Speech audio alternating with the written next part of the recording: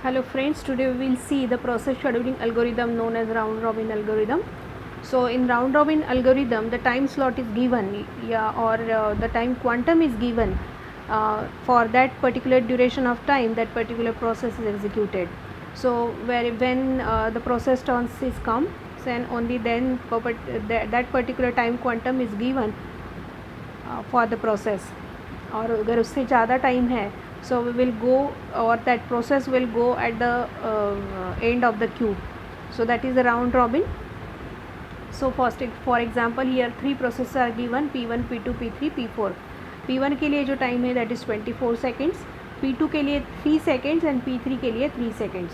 Now how this particular process will be executed by using round robin with the time quantum as 4 seconds.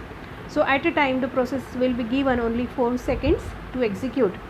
For example, P1 will be executed 4 seconds because the time quantum is 4, that's why P1 will be given 4 seconds only. But after 4 seconds your P2 will start.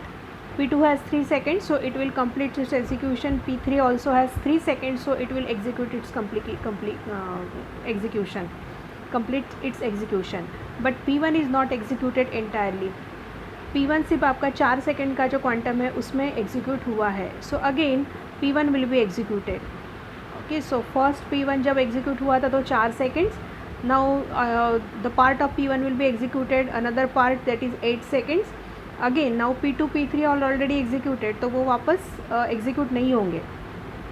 तो उसकी वजह से again P1 will be executed for 4 seconds, again P1 will be executed for 4 seconds, again P1 will be executed by 4 seconds. So this is how the entire P1 will be executed until your 24 seconds completed. So each time P1 will get only 4 seconds.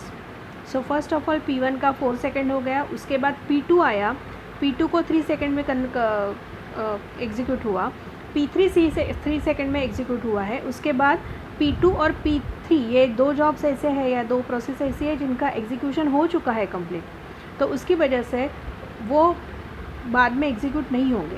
But P1 ऐसा process है जो complete execute नहीं हुआ है क्योंकि उसका जो burst time है वो 24 सेकेंड का है. सो P1 को जब 4 सेकेंड दिए जाएंगे, सो द रिमेनिंग 20 उसके पास फिर भी 20 सेकेंड है उसको एग्जीक्यूट करने के लिए. सो P1 again will be executed for 4 seconds. Again it will switch to P1, again 4 seconds, again 4 seconds, again 4 seconds, and last 4 seconds. So this is how your process will get executed by the operating system with the round robin algorithm. Now in the round robin algorithm, typically higher average turnaround time that SJ, but better response.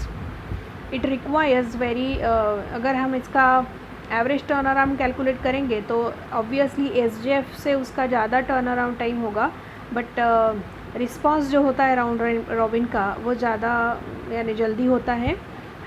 Q should be very large compared to context switch time, and Q usually 10 milliseconds to 100 milliseconds. Context switching is less than 10 microseconds. सो जो time quantum दिया है, so time quantum should be large as compare to context switch time, and time quantum usually between 10 milliseconds to 100 milliseconds. जो quantum आपको दिया है चार यहाँ पे, तो वो जो टाइम है that should varies between 10 millisecond to 100 millisecond. And जो कॉन्टेक्स्ट स्विचिंग लगता है, व्हाट इज़ कॉन्टेक्स्ट स्विचिंग, जो प्रोसेस स्विच होती है, जैसे P3 प्रोसेस कंप्लीट हो जाने के बाद उसको फिर से P1 प्रोसेस पर स्विच होना है, so that is context switching. तो ये जो कॉन्टेक्स्ट स्विचिंग है, that context switching should be less than 10 microseconds. उसको जो स्विचिंग के लिए टाइम लगेगा that should be less than 10 microseconds. So this is how you can solve the problem. Now whenever you write this solution in the examination, first of all read the problem carefully.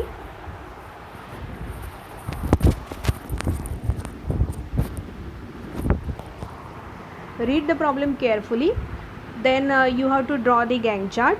After Gantt chart, calculate the waiting time. Waiting time से आपको average waiting time निकालना है. Waiting time निकालने के बाद average time निकालना है. Average waiting time निकालने के बाद आपको टर्न अराउंड टाइम निकालना है. So this is how your flow of the answer should be in the examination. Thank you for listening.